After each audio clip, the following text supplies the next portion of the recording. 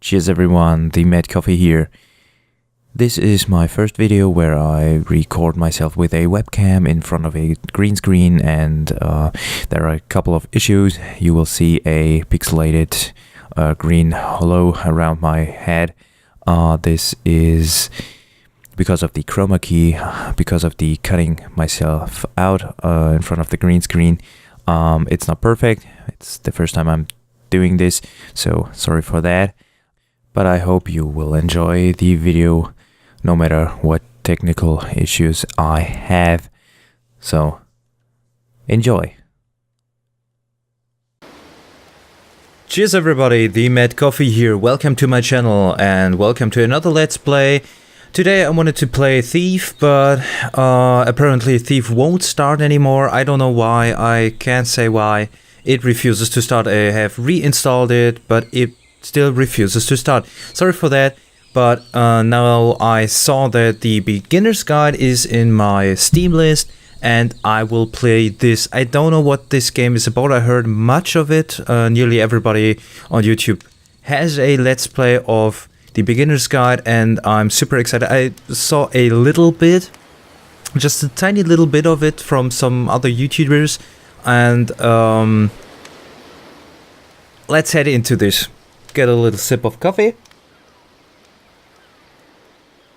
and head into this here.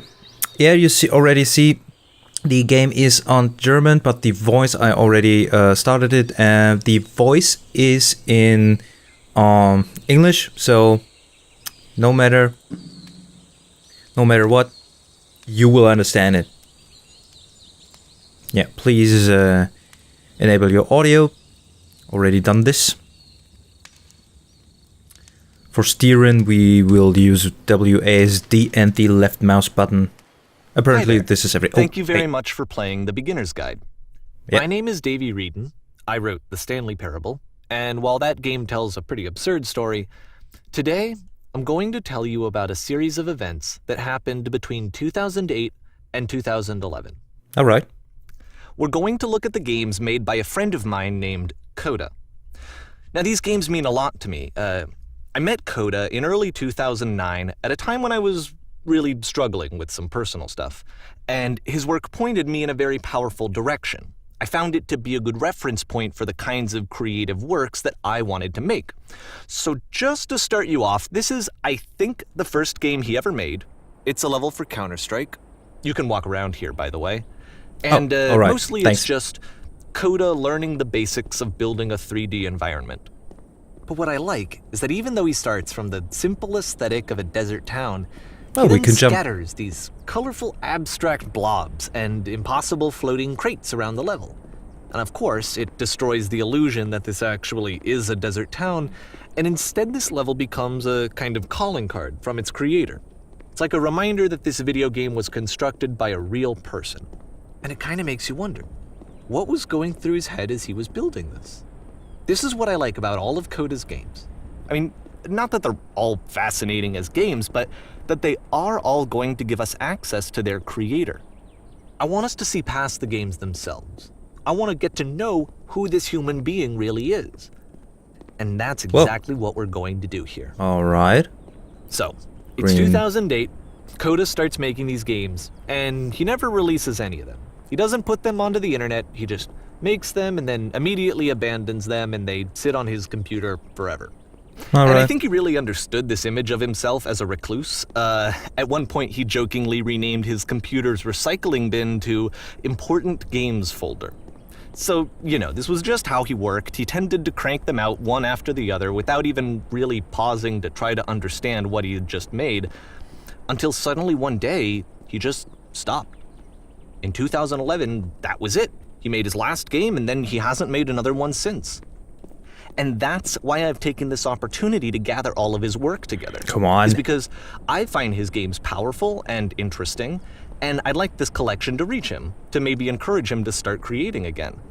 And if the people like you who play this also happen to find his work interesting, then I'm sure it'll just send that much stronger of a message of encouragement to Coda. So thanks for joining me on this. If you have a particular interpretation that I haven't mentioned here, or if you just need to get in touch, you can email me at davey wreden@gmail.com. Okay, that's about it. I'm not sure about this email address. Let's take a look at Coda's first proper game. Alright. As each game is loading, I'll show you the date that it was completed. This first one was made in November 2008. Alright. Hello there. This is... Alright. I don't know if I can... This game is called Escape from Whisper, and it's one of the more generic games you'll see from Coda. Oh, that's really quiet.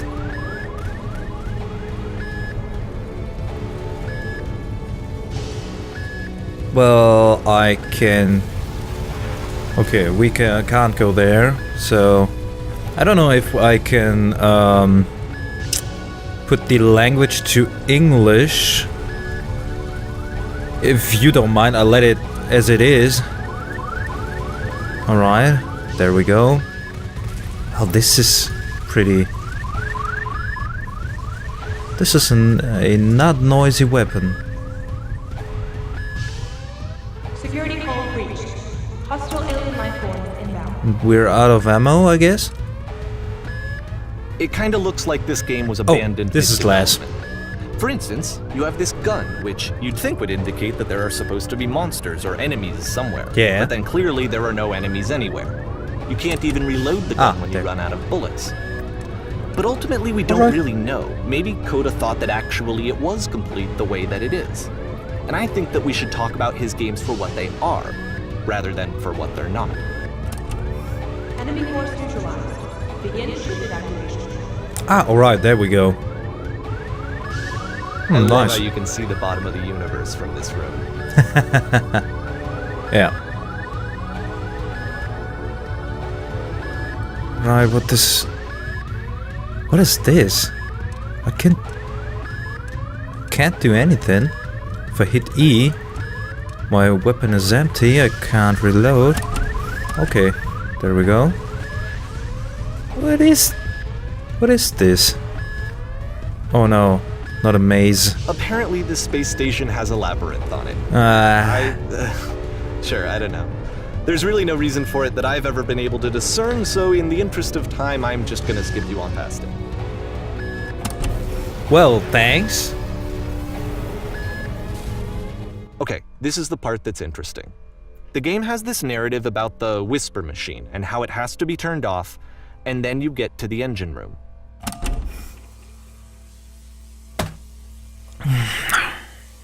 Hey, Alright, you there we are. In the engine room. You could save us all. Yeah. That beam is powering the Whisper machine. We could disrupt it by introducing a great enough heat signature. If your body could stop the beam. It's so much to ask, but for all of our lives, would you do it? See what you did there. Would you give yourself? I see what you did there. Nah. What about refusing this? Is this an option? No, it isn't an option. So we have to sacrifice ourselves. This is not a branching point, unfortunately. The only option is to step into the beam. Nah, I refuse. I refuse. Why? I don't know anything about the whispering machine. Why do we have to stop it? Why do we have to stop the whispering? No, I refuse. I will stay here.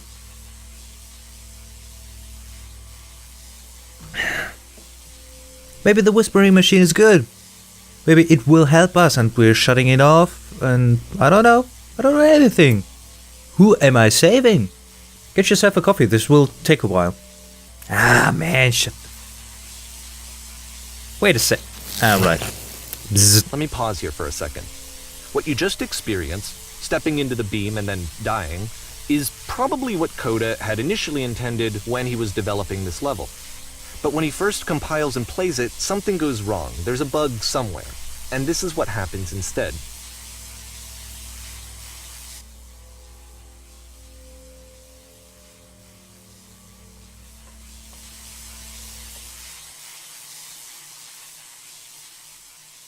Alright.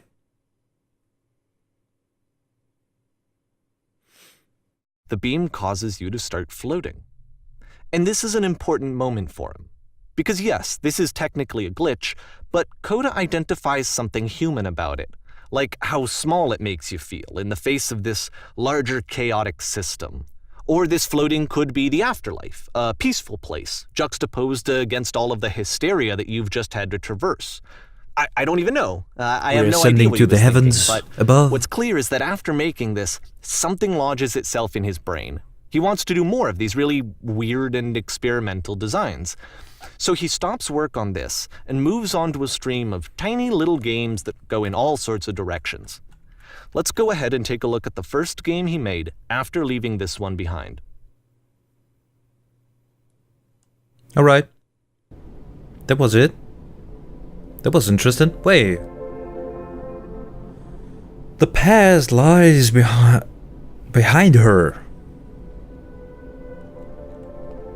Oh, Yep. okay. In this game, you can only walk backwards. Yeah. Figured that out. So, well, this is interesting. I can't see where there wasn't a. So it's a short and relatively minimalist experiment combining motion and narrative. It is less advanced than the previous game, but actually it seems to be more focused, more complete. Coda's trying to give it a unique voice rather than simply basing it on a pre-existing trope. Why does the future change? I'm trying to translate it, but alright. Still like the music. So weird. Am I supposed to walk back and forth? Oh no! There are different paths open. Alright.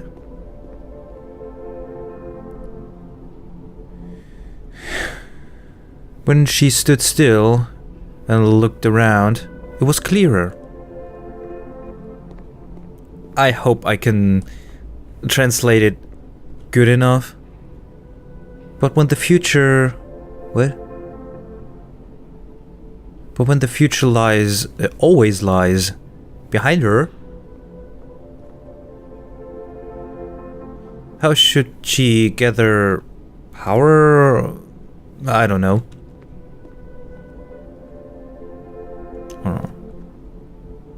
It's a short little thought, it says what it wants to say, and then to face it. Didn't need anything more than that. Which to me is why it works, because it gets out quick. Okay, next one. Okay, if the past lies behind her, how would she face it if it lies behind her? Yeah. How would she face it if it always lies behind her? That's neat. That's interesting. Think about it.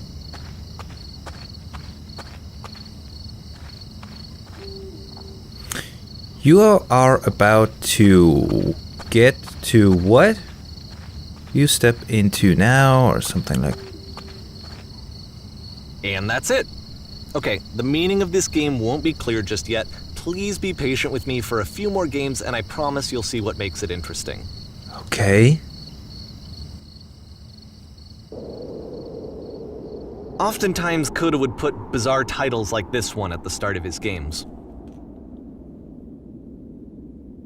I wish I'd known him at the time that he was making these early games. He would really only talk to me about his work as he was making it.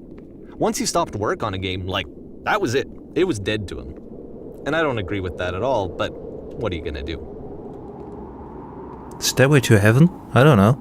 Can I fall down here? Can I? No. It's blocked off. Invisible wall. Alright, let's head up. It's the only way. I can jump. Can I jump off? Nope. Invisible walls everywhere. I keep getting slower. Once you've been slowed to an absolute crawl, the door at the top of the stairs opens. So why, if Coda's not showing these games to anyone, why bother opening the door at all? Yeah. Well, why? To show you, I'm modifying the game here so that when you press enter, it'll bring you back up to full speed so you can enter the door for yourself. Thanks.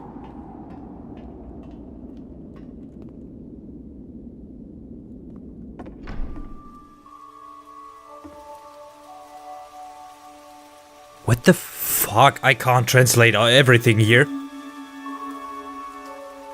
Push... A room that's warm and nice and filled with little ideas for games. Ending the chaos, just pushing a button, but the button doesn't work. Pressing Coda would often U tell me that he didn't mind if people to thought of end him it. as cold or distant. He Why is said that everything he knew German? that he was actually a vibrant and compassionate person, but that it Standing on takes an time to really X, see that. 3 It can be a hours very slow climb to staring get at a there. bear. You're living on a boat and get... Huh? Alright. Gaming ideas. Why bothering implementing it? If you're... Alright, I don't know what this is all about. And I didn't know what is standing there. Something about fish. Something about going fishing? I don't know. Well, this is Man, new these for games Coda. are weird. It's an actual puzzle. Yeah. Go ahead and see if you can solve it. Like...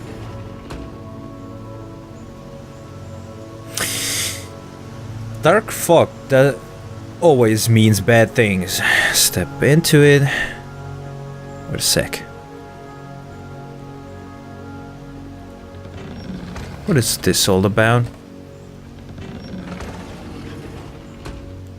Can I go somewhere else? Nope. Blocked off there. Blocked off there. Can't click on that. Can click on that and go inside, and I'm trapped. I get... Okay. Don't forget that solution, because we're going to see this puzzle again soon. We're gonna see it a lot. I have a guess. These games are not made from Coda. Are they? I don't know, because these 3 dots, we saw them earlier, and I guess they're always in the maps somewhere. If these are the creators of Stanley Parable, this is supposed to be looking like a game or several games made by someone named Coda or something like that. I don't know if this Coda is real. So that seems to be it, right? You walk down a corridor, you solve a puzzle, you get to the end. Simple enough. Alright, That's it? Now I'm going to modify the game again, so that when you press enter, it'll remove all of the walls from this room. Alright.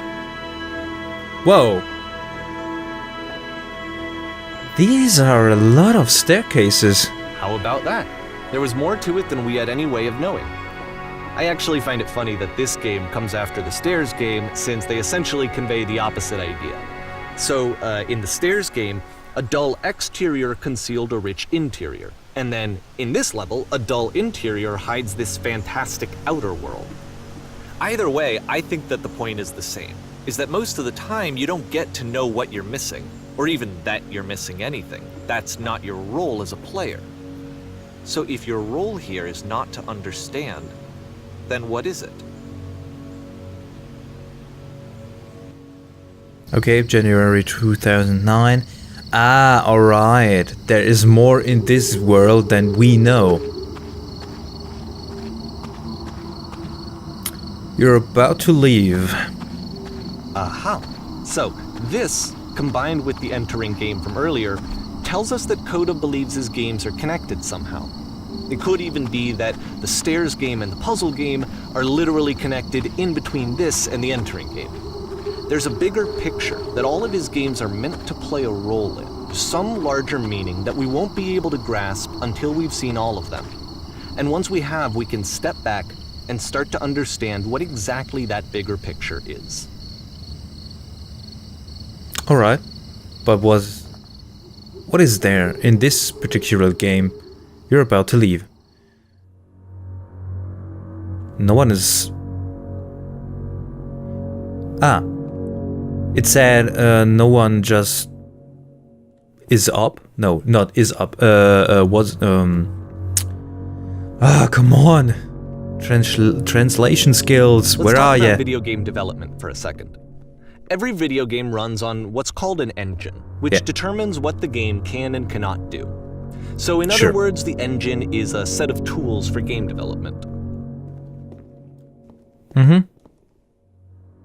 To make all of these games, Coda is using an engine called Source. We Like all know that. Engines, Source has certain things that it does well, and it has certain things that it does poorly. One of the things that it does very well is boxy linear corridors.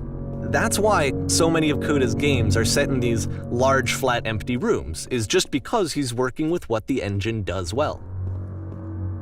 Streetwise fool, it says. The tools available to the creator shape what kinds of creative work they're going to end up making.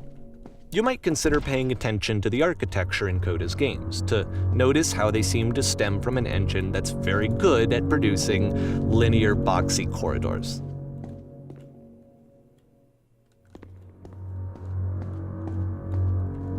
At the beginning there was no one just stood above, or so there should be something underneath this, because no one just was just walking around above here. Everyone was going down somewhere. It is, I assume. So, and there we have the staircase. And we could have entered this room from the other side, but it's not giving me the option. Whoa! Hello there. What is this? Alright. Hop. Hop. Do we take fall damage? I'm curious. I'm not good at these things. Ah, shit!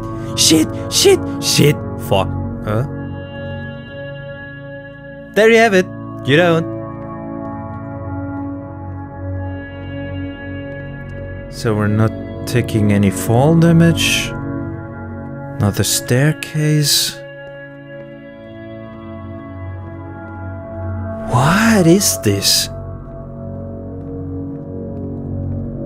What is Coda trying to tell us?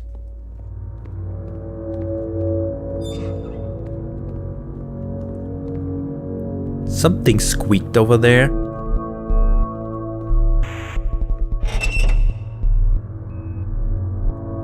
I like the soundtrack. It's really cool.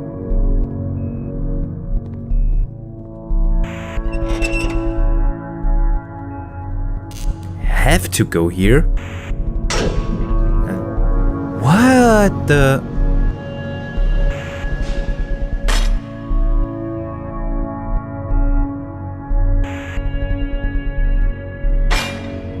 This prison, funny enough, in Coda's original design, the doors stayed shut for a full hour before letting you go. If you don't mind, I think we're gonna skip that. Thanks. Alright. Being in prison for 1 hour? Argue about a lot. You know, whether a game ought to actually be playable, whether it means anything if no one can get through it. And I would always defend that, you know, all this work goes into the game, why not make it playable and accessible? And so we just got into heated arguments over it, and there was one time that after one of these conversations, he went home, and a day or two later, he sent me a zip file entitled Playable Games that was full of hundreds of individual games, each of which was just an empty box that you walked around in and nothing else. Believe me, I played every single one of those just to find out if there was like a gag hidden somewhere. No, they're all playable. There wasn't. And that's the gag. They're all playable. Okay, I cannot go anywhere else, and I can go up here because this is glass. Can I fall down? No. In between this.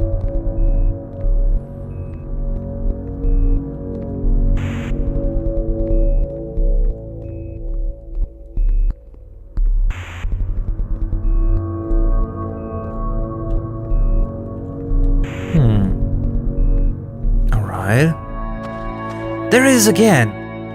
These 3 dots, what do they mean? Can I do anything with them? I can crouch.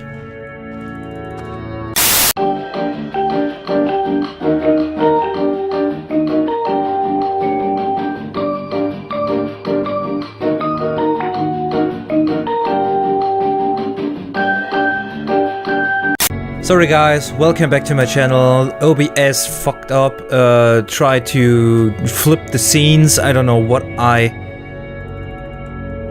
pushed. I don't know if I pushed anything at all to make the scenes switch. It switched automatically to my live stream scene. Yeah. Now my monitor is spastically... I don't know, let me end the episode here, right in front of this one here. OBS is saying something else.